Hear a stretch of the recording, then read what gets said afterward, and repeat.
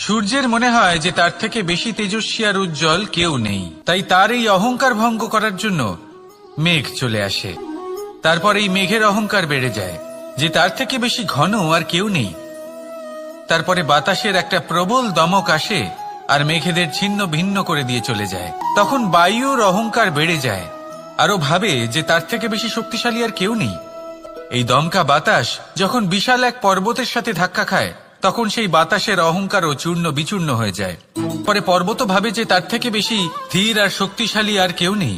তখন পৃথিবীতে ভূমিকম্প হয় আর সেই বিশাল পর্বত চূর্ণ বিচূর্ণ হয়ে যায়। তারও অহংকার ভেঙে যায়। এবার ধরিত্রীর অহংকার হতে থাকে।